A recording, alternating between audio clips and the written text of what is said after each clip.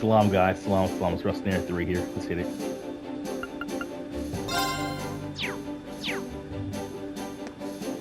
Alright, so I found out where they're at. He's right here. Cast to replace the other guy. Then runs a Schwarzer. Different ones over at train hall, so he's working with me. So basically, any new people recruit needs to replace the old people, from what I understand.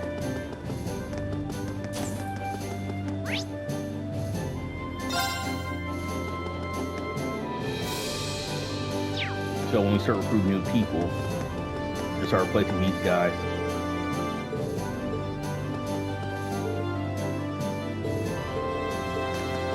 Or they might discover these spots right here. But yeah, eventually they're going to start replacing people. Where do you want to go? Leave it to me!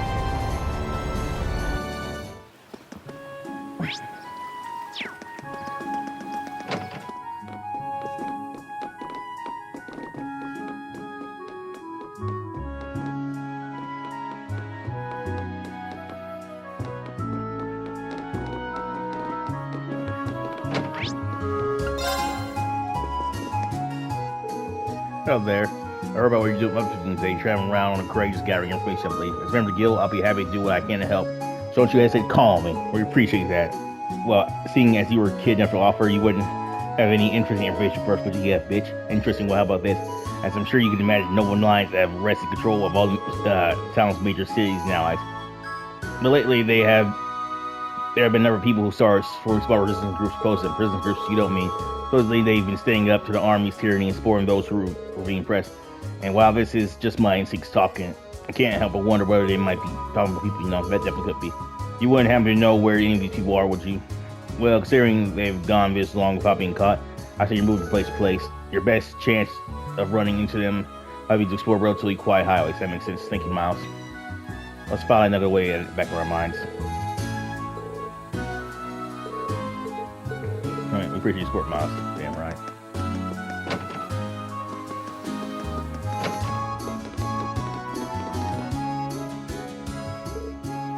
Cargo.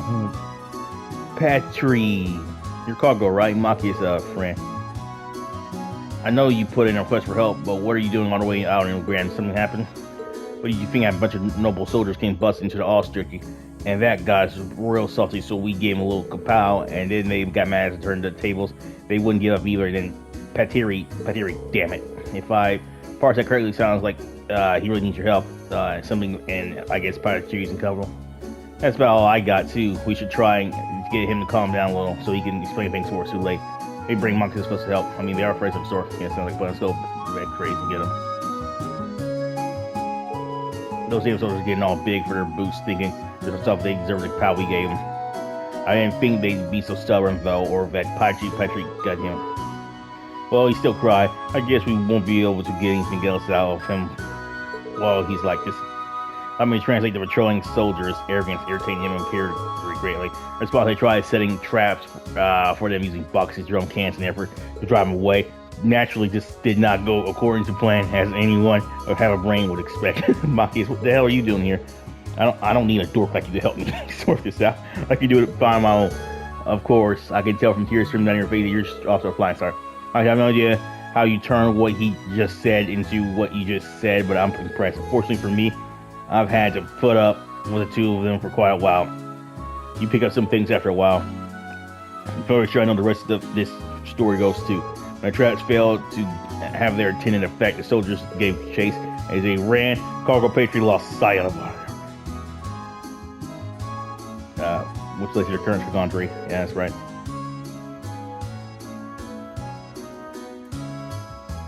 We were running from about them, but then Patry told me to go on ahead. But we were supposed to meet up here. Well, she still hasn't shown. Tell Patry.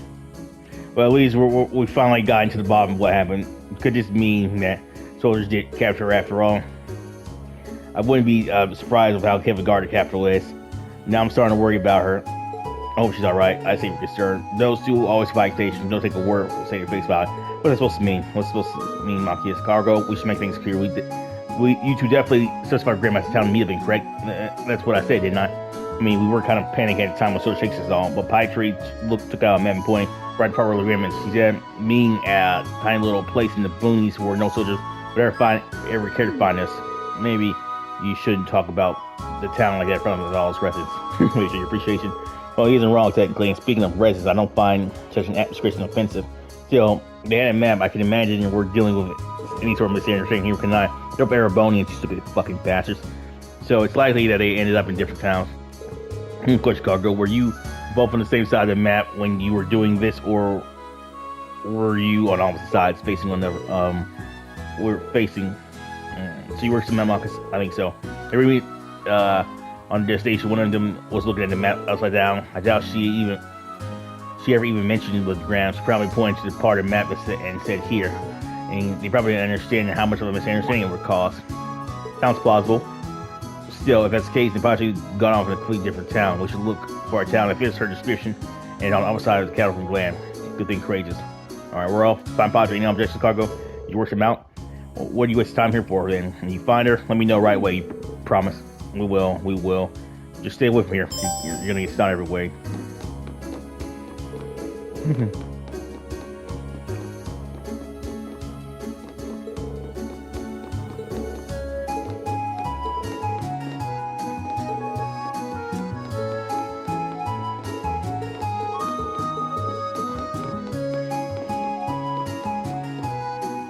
How about it?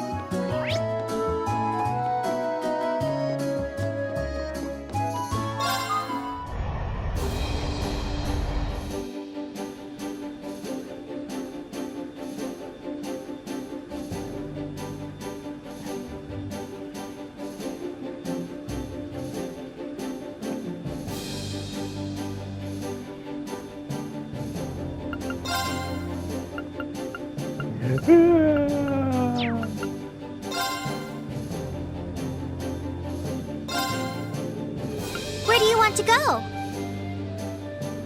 Yeah, if it's in LeGrand outside, yeah, see me here. Full speed ahead!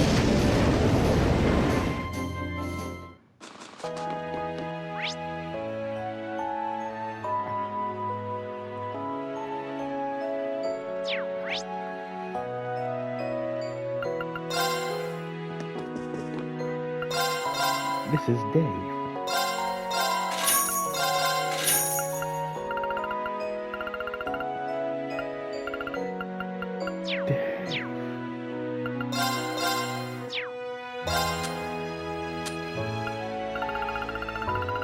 He's gonna go to jail. Yeah.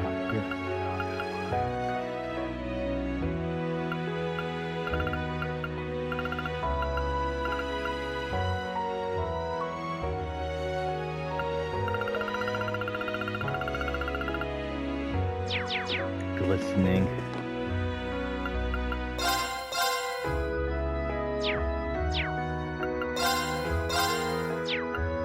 Yay. You're all gay. Congratulations. Aye.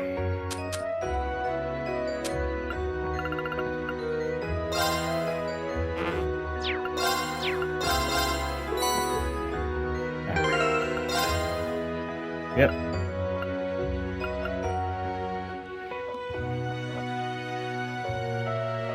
Yeah, I'm going to jail.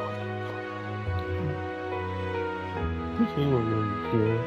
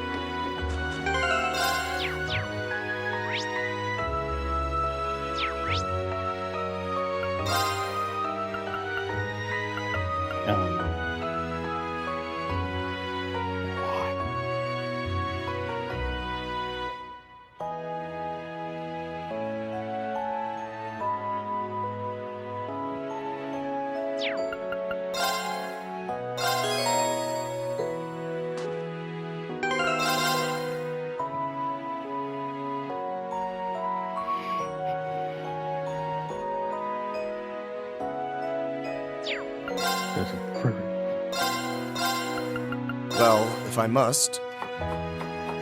Done. You.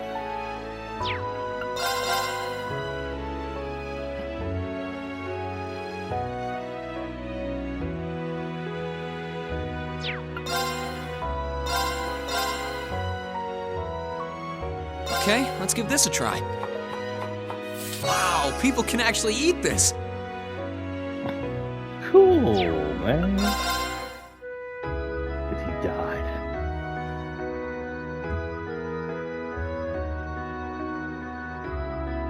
He's my own accent. Good. Sure, I'd love to. Maybe I should get some tips from Sharon.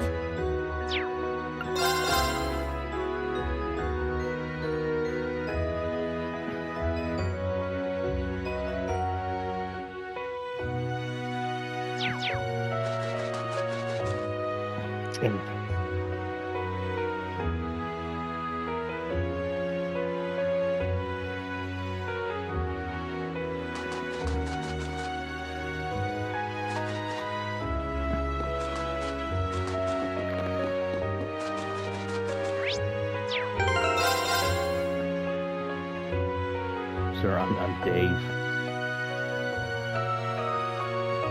Here's the Wendy's.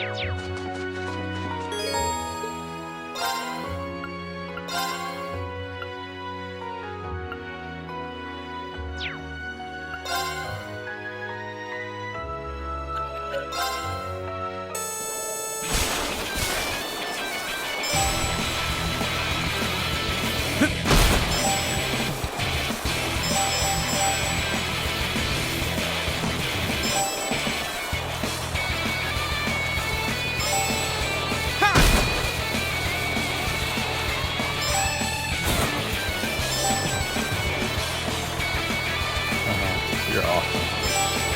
Oh, I'm actually all good.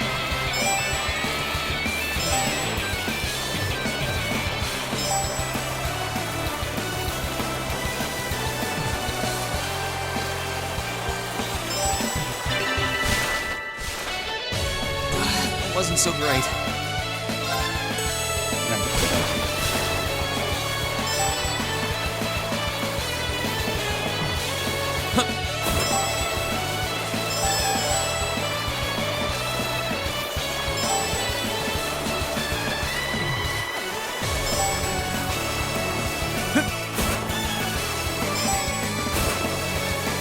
What the hell are we doing here? You're the mean. This will be the last kill. You start beating the shit out of that guy. And you start beating the shit out of that. Okay, you have to beat the shit for fucking.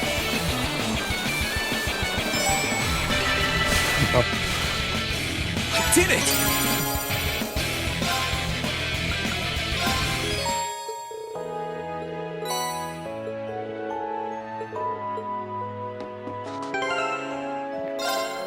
I'm sorry. Dude, you can't come back over.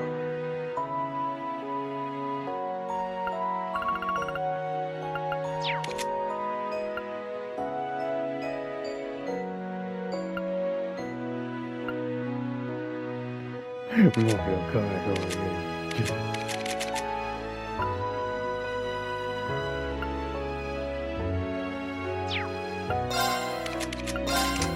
I start kicking on shit.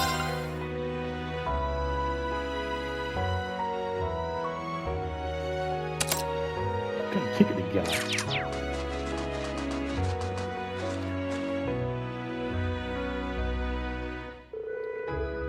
Oh, it's Paintree. Oh, she's older, huh? Come on, spit it out. Where'd you hide cargo? I know you did it. I'm sorry. She's a little older. I didn't mean it. Wait, who's cargo? Is that Paintree? Well, I'm glad we found her. But I can't believe she actually ended up here. Look, my theory was right on the mark. Well, anyway. Hey, Paintree, could you please stop causing problems, strangers? Monkeys? What the hell are you doing here? It's not how I actually care, but it's nice to see your stupid face. I suppose she acted a bit odd. Oh well. I'm glad to see that you're well too, but seriously, what were you thinking trying to pick a fight with the army? We heard all about what happened. No good could come from worrying people so much, you know. What? Look who's talking. But pardon? We got no idea how worried Oz was when we heard you were wanted by the army. For all we freaking knew you were dead in a gutter somewhere. And Uncle Carl interviewed the rest on top of it all. What do you think we started? Why do you think we started fights in the first place? We were scared. We were pissed off. We were whatever. It was better for us to do it than letting some amateurs try our luck. So that's what really happened. Sorry, I had no idea that was the case. I'm sorry for worrying you all so much. You should be staying with everyone back home, not me. Anyway, that idiot Cargo said he was gonna meet me here. No, but he hasn't just shown up. So you're gonna help me find look for him? Speaking of Cargo, almost forgot. Oops, completely slipped my mind. So she really did intend for him to meet here. Although there's no way to tell who was in the wrong now.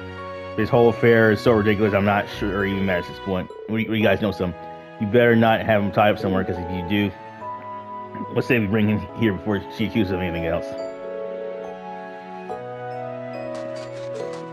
Patry! Cargo! Hey, brother, sister? Oof. The hell you've been all this time. I was freaking out. You like crazy damn speak. Where the heck was I? Where the heck were you? Oh, it's right. Headlock time. Ah! Funny. Just who are these people? Well, they're refugees from Heimdall. I really am sorry for all the trouble she's caused. I know it's a lot to ask, but would it be possible for him to stay in near the situation improves there? Sure, they are not how I pictured people from Heimdall to be, but sure. Well, check it out. There's really a warm-looking pond over there. Watch it, loser. That's clearly a trap. Ain't no way anyone would put something that nice smack dab in the middle of town. Well, you're right. You're so smart, Patry. I'm going to have a quick word with them so they don't cause any more trouble. Well, it's certainly an experience. Glad we got a happy ending from it all.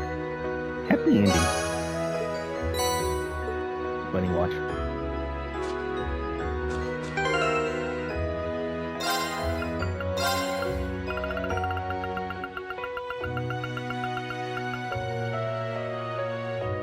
Okay, fine. He's our friend. No. It's okay, buddy. It's way to die. She's still pretty cold here. Can't we just reg just a bit closer to warm somebody, please? You know, that's how they sucker you in. Want a guy who set this up to come laugh at you, huh? I worry with him later, make sure you don't cause any trouble. You're watch right here, noble soldier every way. You so much as breathe around him and he's out with the guns. So I'm just like, you better not try to put your fight. Got it. I'm more worried that you will be to be on. I understand that I was partly to blame for you doing so, but don't try anything like that again. Don't go tell me what to do, dweeb. I think she'd be a good romance interest for Maki. Right for you. Oh, yeah. Oh, I could probably fit. I'll probably do this later. Because there's no guarantee that even if I do this. I'm gonna take you.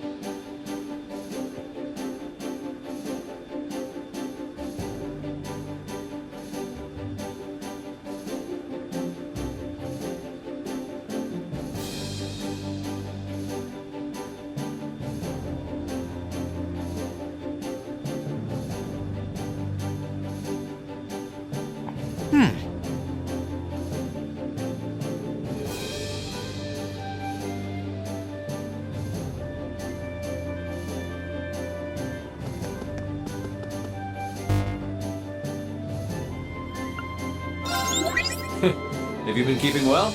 All right, let me hear your report. Well, that's very impressive. Adios, Rean.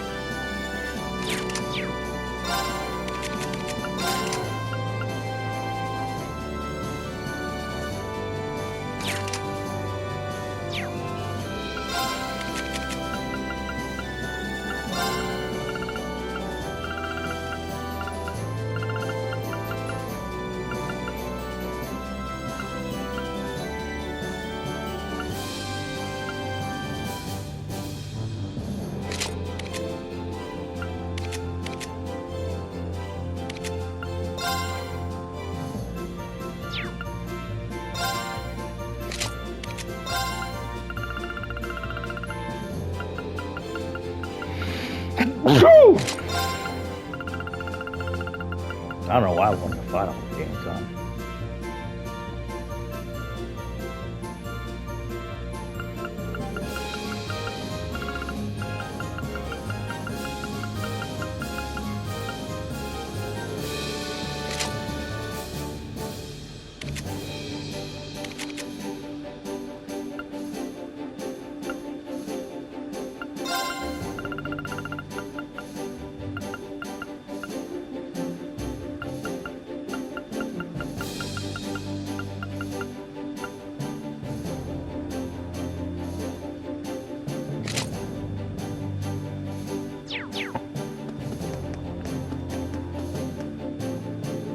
Where do you want to go?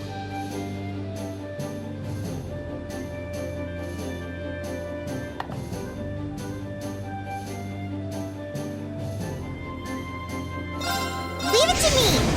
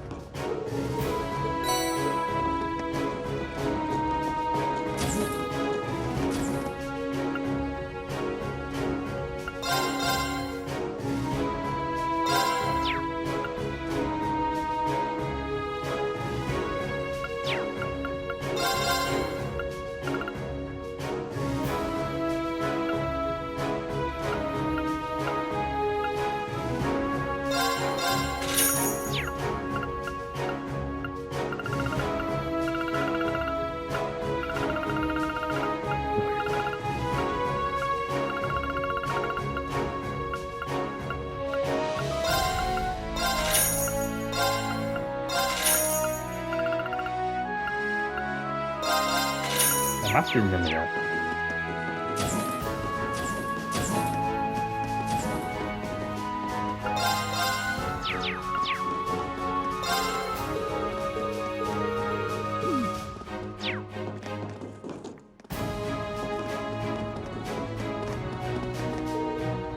You're running here. Oh, as soon as you get. But as soon as we got here, Dad started being a jerk to him. I really enjoyed the trip back here too. Probably feels amazing. This is how he's gonna beat him. I'm not gonna talk to him. If he's upset, he better remember that he only brought on himself. Girls will talk to me in a moment. I'm only thinking of her. Like you understand that. Daughter. Talk.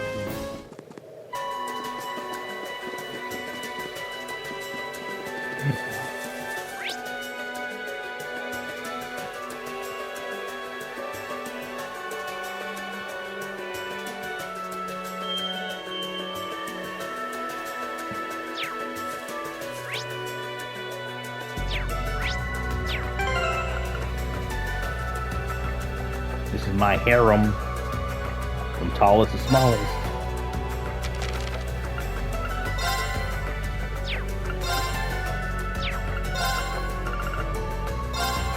Chapter 8, Black and White. The designated place alluded to on the card was one of the largest and most well-known racetracks in all of Calvert. Calvert is famous due to the fact that it permitted gambling on its races, and this attracted a large number of visitors. Furthermore, today was one of the track's biggest races of the year, a day where many highly skilled teams of racers scattered to compete. It was a popular event, and the number of spectators was even greater than usual. The payouts for those who gambled on the races were bigger as a result too. Stepping onto the track just outside sure brings back memories. As he surveyed the familiar grounds, he found himself reminiscing about the times King had brought him and Leonard Bear to home their gambling instincts all those years ago. Leonard was the one who predicted winners correctly most often. He has spent a lot of time analyzing the outcomes of past races and bet large sums on cars most likely to win. As a result of relying on safe bets like these, though his payouts tend to be comparatively low, King often used to laugh at him for it. Always remarking, "Where's the fun in that?" King, meanwhile, used his brilliant instincts and powers of observation to guide him and assessing the outcome of one race after another. Of the three of them, it was he who consistently earned the most mirror. For Jack's part, his interest lay in winning big on a single bet. He lost money far more often than the other two, but occasionally displayed even greater gambling intuition than King himself, and sometimes won over 100 times the mirror he bet. While he stood there mulling over those decade-old wins and losses, several men in black suits approached him. Presumably they were Leonard's subordinates.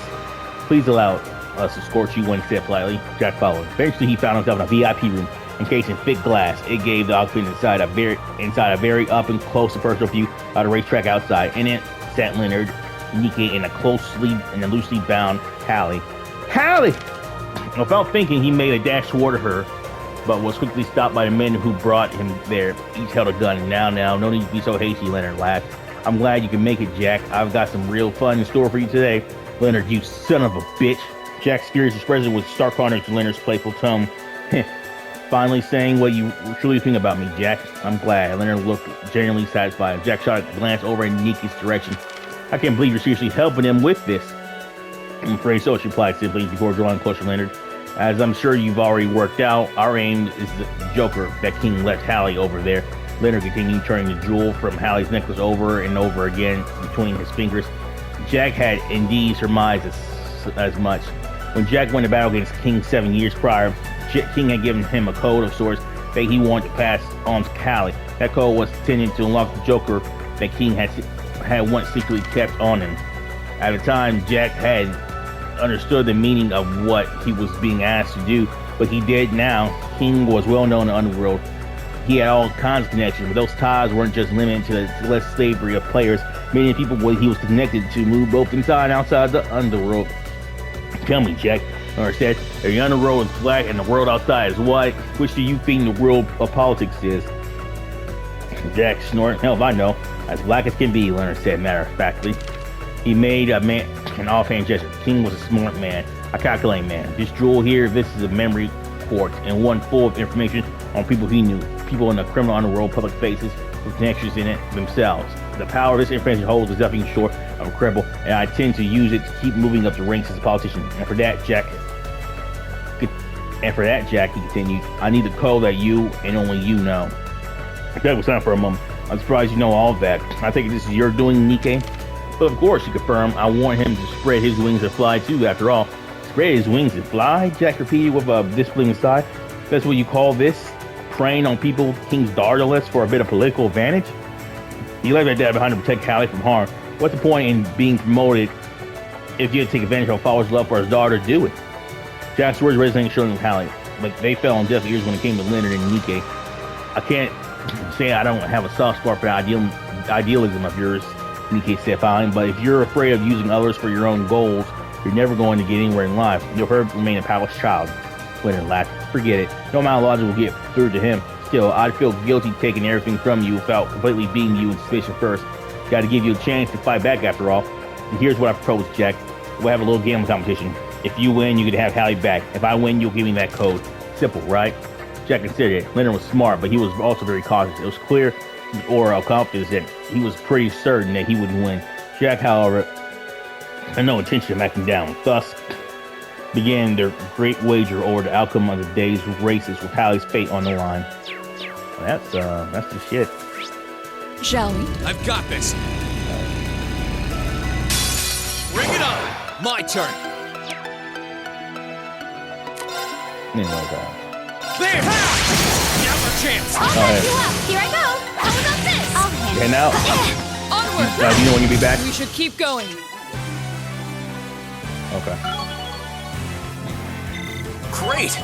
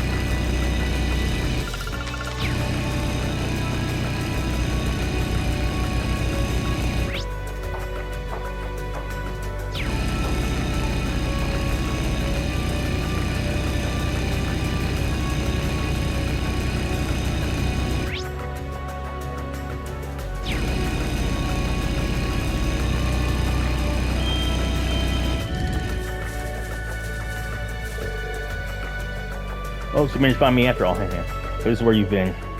Right, it's dangerous for you to be here by yourself, and on foot no less. Oh, I was most certainly not on my own. Need I remind you that I have a guardian spirit watching over me? One power don't scare off monsters that might approach me with ease. Celine, you're absolutely sure this girl's not a witch? There's no doubt in my mind, which is why she's close to me so much. Okay, moving on. Why don't you and your guardian spirit join us more crazy? I can promise you it's much safer than and tempting an offer it is, but I'm afraid I have to decline. At the moment, I'm trying to discern whether or not this war has disturbed the spirits looking around the country. There's no need to worry about me. I'm more than safe wandering around alone, like to put it. And while it's rather unsettling, I suppose we should take her at her word. She can clearly take care of herself. If you say so, just do me a favor and try not to get in harm's way. And if you do get caught up in something, get in contact with us as soon as you can. Very well. If a dire fate befalls me, you shall be the first to know. I'll use my channeling powers to transmit all the necessary gory images into your head to make you aware of my situation. Or maybe you just call me my Arcus. You know, either way. Spirits grow more aware. Climate feeling death or something more central to me. By all means, please give me more stress about none of it really helps.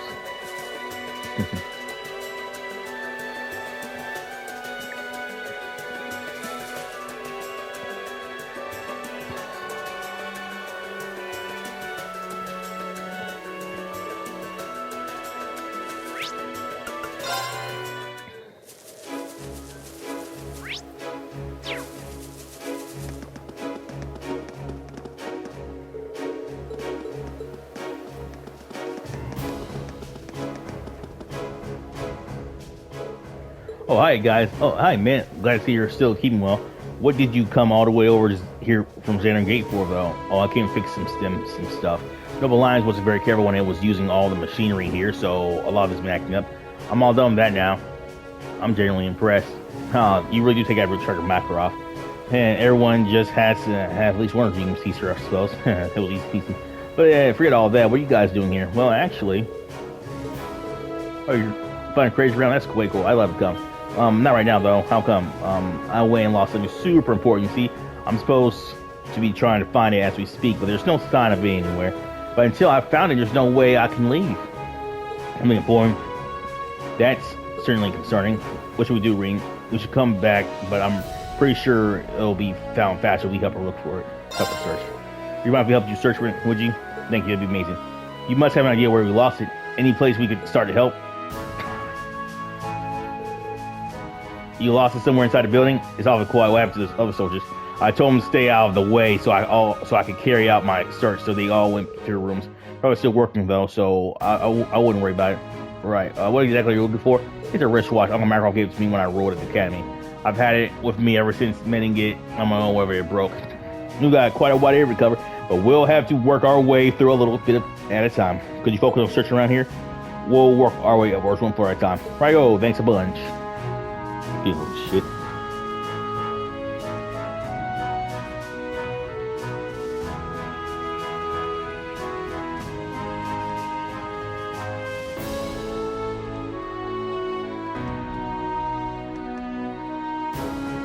Right.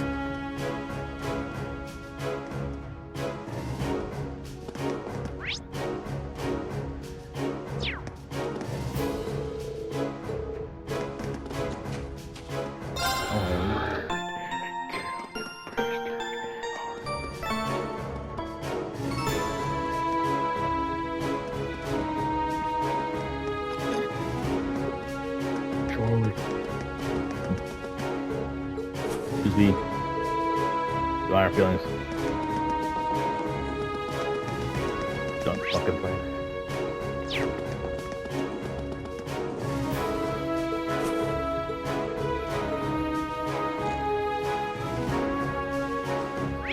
Yep. I don't know, man.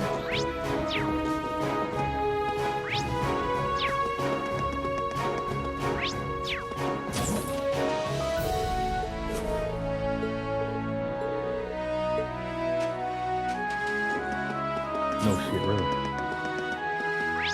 That's some crazy shit. Oh shit. But yeah. Could be it.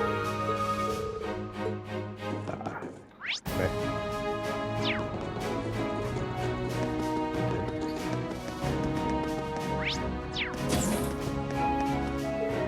What is this? Well, we swear where there's no dice. You certainly have it. So the only place getting the rooftop. Can't hardly look. Prayers, oh my God. Oh, okay.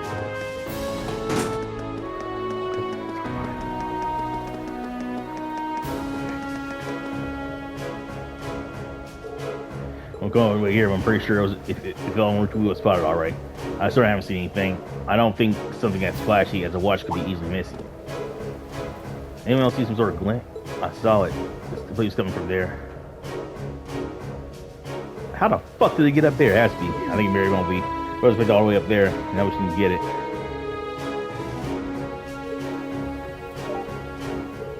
I can't believe you really found it. Thank you so much. You're welcome.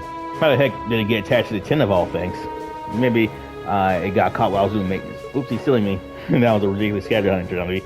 Well, we found it again, which will really come as courageous. You can count on me. And don't worry with me on the job. This war will be over, and there can be rise pain in no time. I think it should be rise rain. I hope the courageous doesn't fall out of the sky. I'm certainly feeling nervous.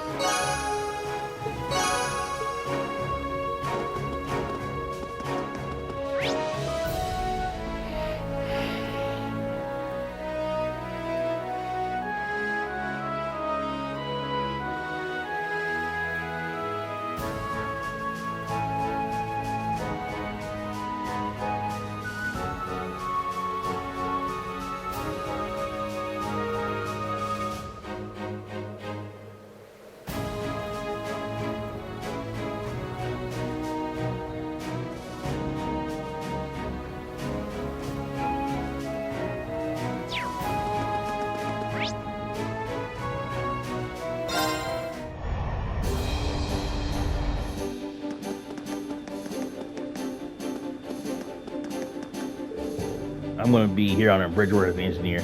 If you ever need any problems with engines, you just leave them to me. I'm going to be honest here. I don't know whether to find a reassuring, terrifying, you're certainly incapable, but there's a lot on the line. You make one huge mistake, I won't. I know that a single mistake could result in a fiery death of everyone on board, so I promise I'll mess it up.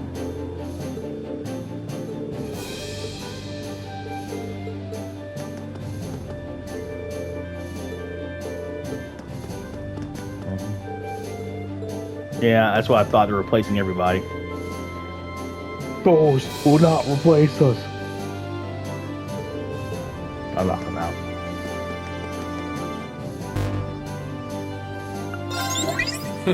Have you been keeping well? All right, let me hear your report. I knew I could count on you. Adios, Rean.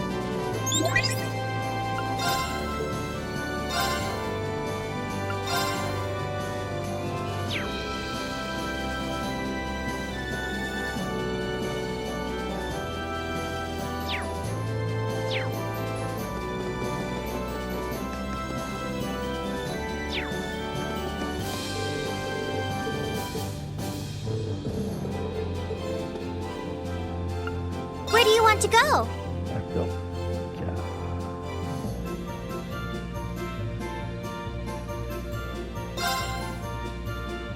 Leave it to me!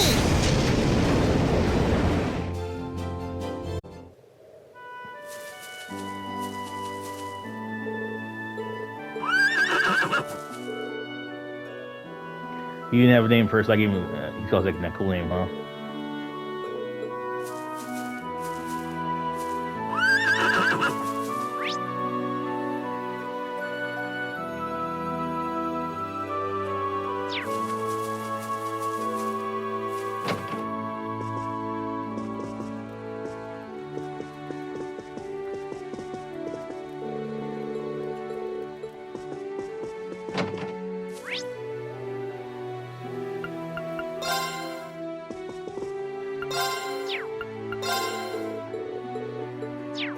Well, I mean, to the girls.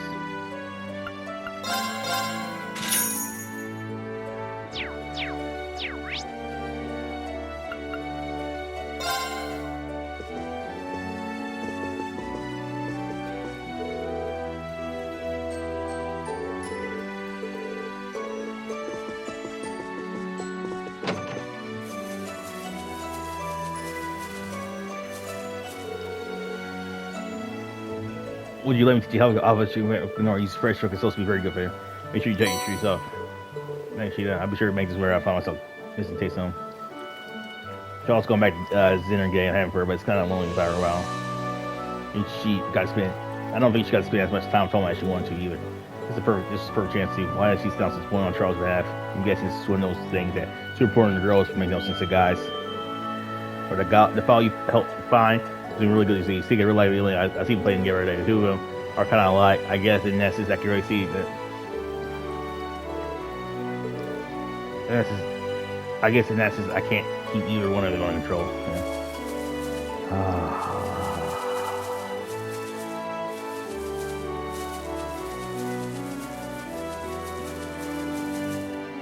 That guy can die, you piece of shit.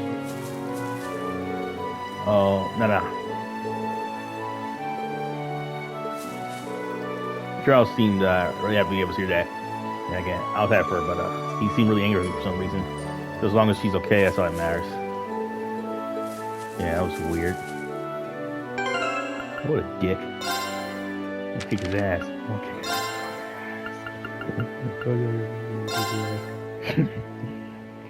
Chapter 7, the banquet of darkness.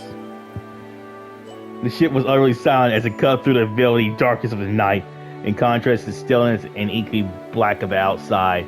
One layer down the ship's interior was filled with light and sound.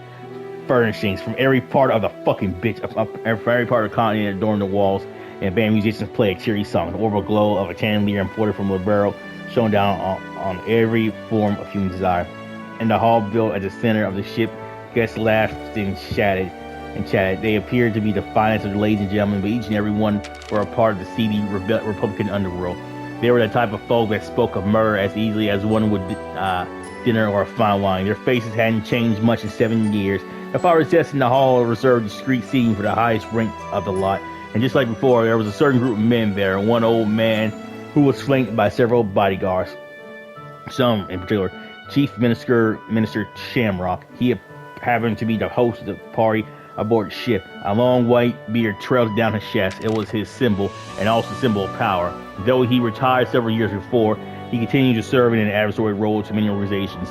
Charmin had done nothing to slow his influence on the nation. He was a man well worthy of being called a monster of the underworld.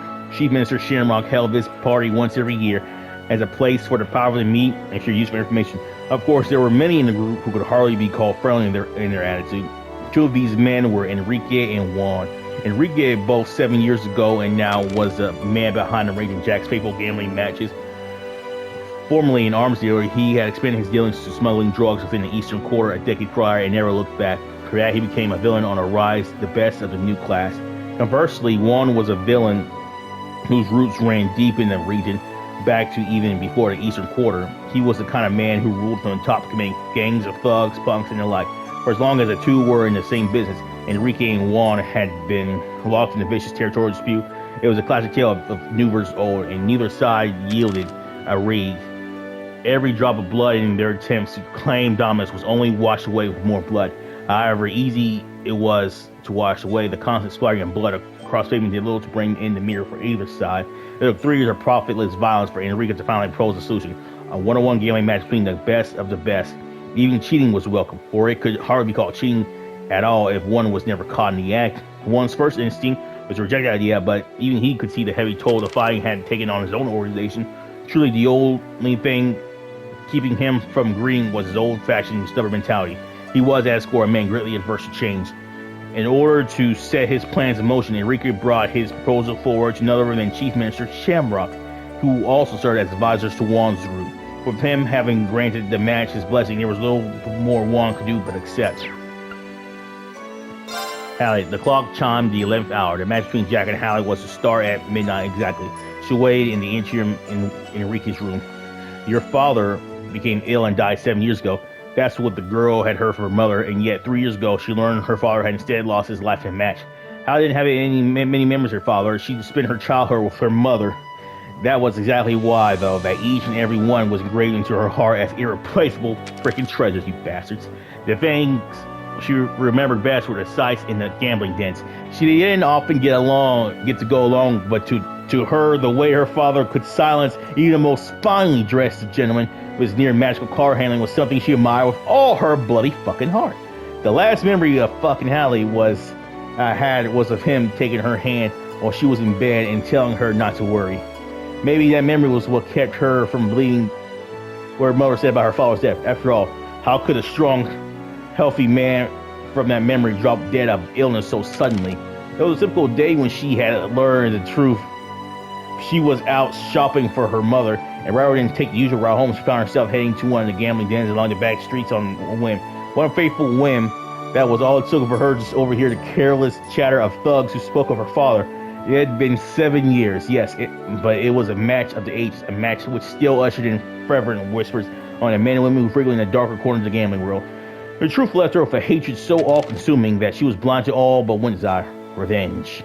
Swearing she would become as good as her father, Hallie excessively frequented the gambling dens and played with that one burning desire guiding her hands. It was Enrique who, upon hearing rumors, approached Hallie first. He had claimed victory in his first match against Juan by betting on Jack. With Hallie, he saw his chance to do so again. Anyone could see that to Hallie, participating in such a match would be a perfect means to an end.